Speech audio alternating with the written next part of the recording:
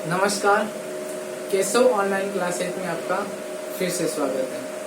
हमने पिछले वीडियो में एक क्वेश्चन किया था जिसमें हमने यह देखा था कि -2 से बड़ी कितनी परिमेय संख्याएं हम बता सकते हैं। तो उसका आंसर था हम तो बहुत सारी बता सकते हैं। केवल क्वेश्चन ने क्या पूछा था, कोई 5 बता दीजिए।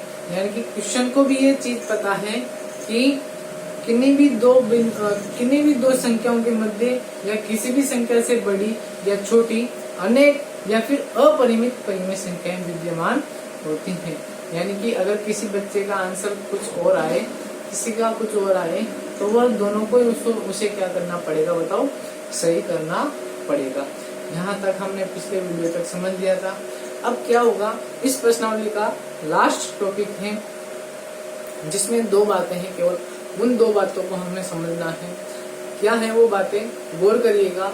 मैं आपको अभी तक हमने जितने भी क्वेश्चन किए थे उनमें केवल एक ही संख्या थी और उस संख्या को हम संख्या रेखा पर बना लेते थे और फिर उससे छोटी या बड़ी संख्याओं को हम ज्ञात कर लेते थे।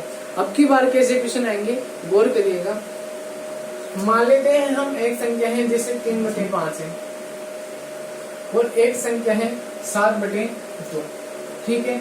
अब क्या होगा सर, अभी तक जो हमने क्वेश्चन किए थे उसमें केवल एक ही संख्या आती थी 3/5। ठीक है। अब 2 संख्या आ जाएंगी और क्वेश्चन कहेगा कि इन दोनों संख्याओं के मध्य में आप कितनी परिमेय संख्याएं ज्ञात कर सकते हो। किन्हीं भी 10 परिमेय संख्याओं को मुझे आप बता दीजिए या कोई भी 5 परिमेय संख्याएं आप मुझे बता दीजिए। इस प्रकार के क्वेश्चन हमारे सामने आएंगे। तो उनको किस प्रकार से हम सोल्व करेंगे, किस प्रकार से हम उनको हल करेंगे, उसके बारे में मैं आपको यहाँ पर बताऊंगा। सीखने की कोशिश कीजिएगा। आप देखिए ध्यान से। हमने अभी तक जो वीडियो में पढ़ा था वह यह था कि इस 3/5 में जो नीचे हर आ रहा है उस संख्या रेखा पर बताओ हमने क्या किया था। उस संख्या रेखा के सभी अंकों को हमने बटे में 5 वाली संख्याओं में बदल लिया था ताकि हमें कोई परेशानी का सामना ना करना पड़े। गौर करिएगा, मैं आपको क्या समझाने की कोशिश कर रहा हूँ।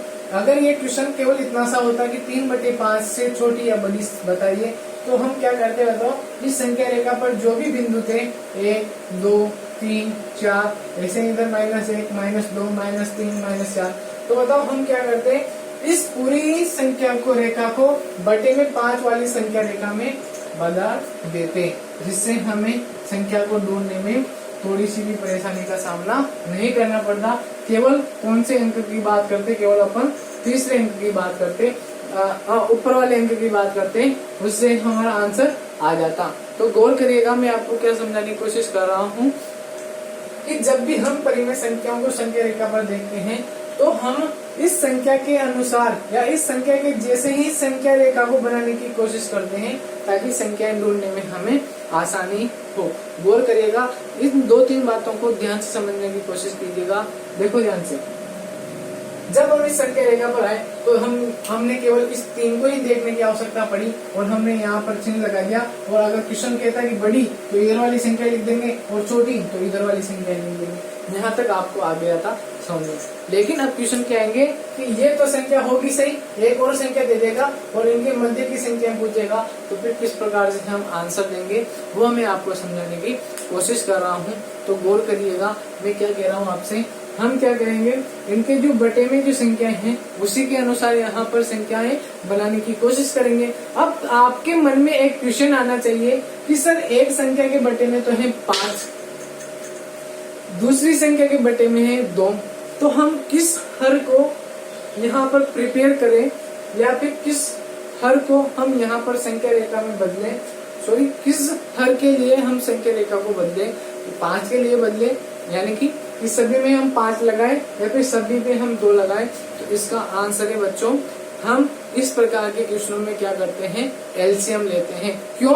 क्योंकि जो एलसीएम होता है वो एक ऐसी संख्या होती है एलसीएम जो जिसमें इन दोनों संख्याओं का क्या चला जाता है, बताओ, भाग चला जाता है। यानी कि मैं हर इस प्रकार का चूज करूंगा जिसमें इन दोनों का भाग चला जाए, यानी कि मैं एलसीएम को चूज करूंगा। अब एलसीएम क्या होता है, मैंने आपको पहले वाले वीडियो में अच्छे से बता दिया था। क्या करोगे बताओ आप, एक तरफ तो है 5 और एक तरफ है 2, इन दोनों का एलसीएम लेना स्टार्ट करोगे तो आपके एलसीएम आएगा, बताओ 2 इंटू 5 यानी कि 10। अब गौर करिएगा आप, यानी कि मुझे हर के लिए क्या लेना है बताओ, 10 लेना है। यानी कि इन सभी संख्याओं को, यानी कि इन सभी संख्या रेखा पर जो जितनी भी संख्याएं हैं उन सभी संख्याओं को मुझे बताओ बटे में 10 वाली संख्याएं बनाना है। तो बताओ मैं क्या करूंगा, यहाँ पर 5 को हटा दूंगा और सभी संख्या रेखाओं के नीचे बताओ क्या लिख दूंगा, बताओ बटे में 10 10 10 10। इस प्रकार से सभी के नीचे मैं 10 लिख दूंगा, ताकि मेरा आंसर यानी कि जो भी मुझे संख्या ढूंढनी पड़े वो बटे में 10 वाले ही ढूंढनी पड़े।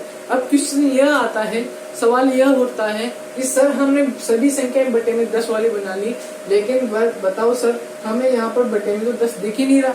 तो मैंने आपको इसीलिए तो बताया कि अगर मैं बटे में 5 ले लेता तो फिर उसमें 2 का भाग नहीं जाता बटे में, अगर मैं 2 ले लेता तो फिर उसमें 5 का भाग नहीं जाता। तो अपन ने क्या किया, इन दोनों का एलसीएम ले लिया और 10 बना दिया। अब बताओ 5 को भी मैं 10 बना सकता हूँ और 2 को भी मैं 10 बना सकता हूँ। तो गौर करिएगा मैं 5 को 10 कैसे बनाऊंगा, गौर करिएगा मैं आपको क्या समझाने की कोशिश कर रहा हूँ। इस 3/5 को मुझे क्या बनाना है, बटे में 10 बनाना है। तो एक्चुअली में मैंने क्या किया होगा, इस 3/5 के नीचे 5 है उसको 10 बनाना है, तो मैंने बटे में 5 के साथ गुणा में 2 और कर दिया होगा, क्योंकि 5 2 कितना होता है बताओ, 10 होता है।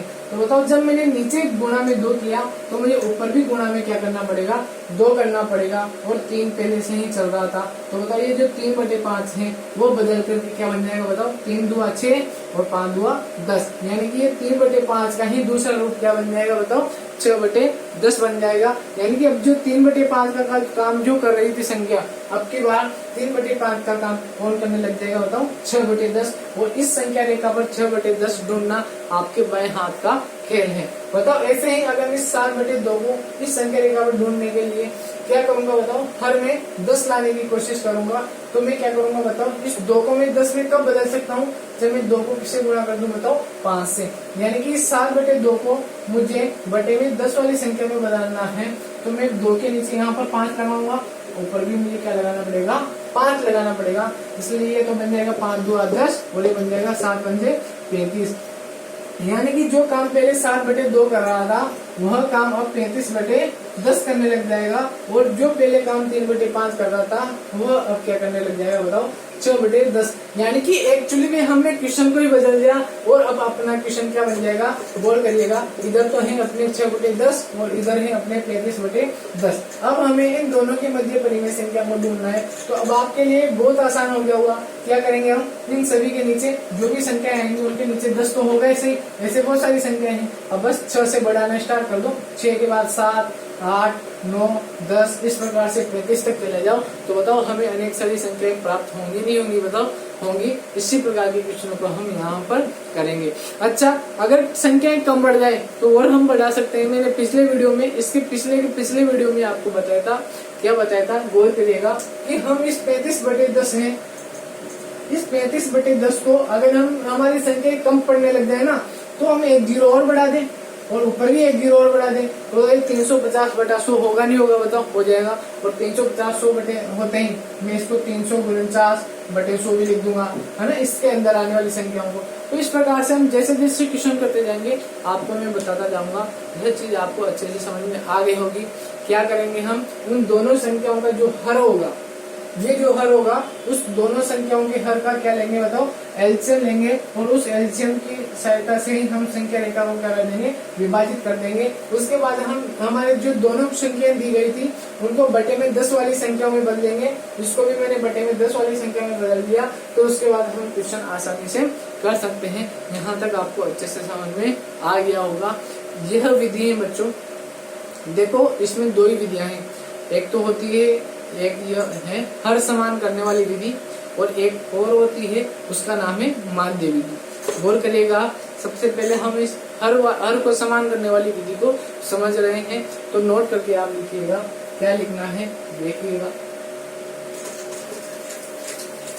नोट डाल लो सबसे पहले, और अपना ध्यान पूरा एकाग्रचित करके केवल और केवल आपके इस YouTube चैनल पर देखते रहिएगा और बोर्ड पर देखते रहिएगा, ठीक है। नोट डालिए और वहां पर लिखिए, नोट या स्टार्ट करके डाल सकते हो, तो नोट डालिए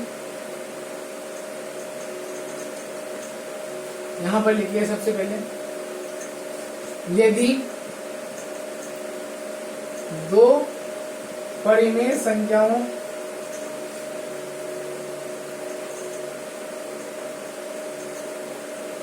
के मध्य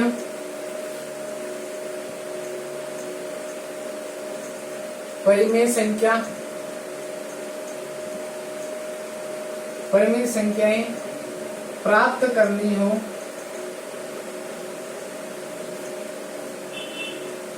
तो निम्न दो विधियां होती हैं। कितनी विधियां होती है बताओ? दो। उन दोनों के बारे में मैंने जिक्र कर दिया। दो विधियां होती हैं। उनको अच्छी, उनमें से सबसे पहले हम पहली विधि कर रहे हैं, हल समान बनाने वाली विधि। हल समान बनाने वाली विधि।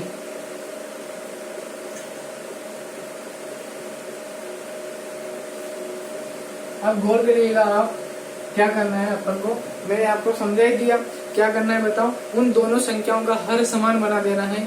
किसकी सहायता से बताओ? एलसीएम की सहायता से। तो वही इसी प्रकार से कुछ चीजें मैं इसमें लिख रहा हूँ आपके सामने कि क्या लिखेंगे। देखो ध्यान से, दी गई दोनों परिमेय संख्याओं का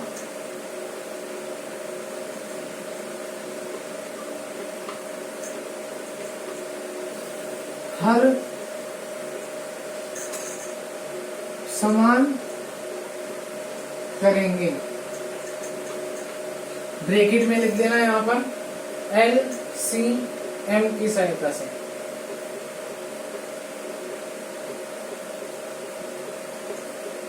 ठीक है, यहाँ तक जैसे करके लिखिए। जैसे अगर हमें अभी भी अपने क्वेश्चन दिया था कि अगर मुझे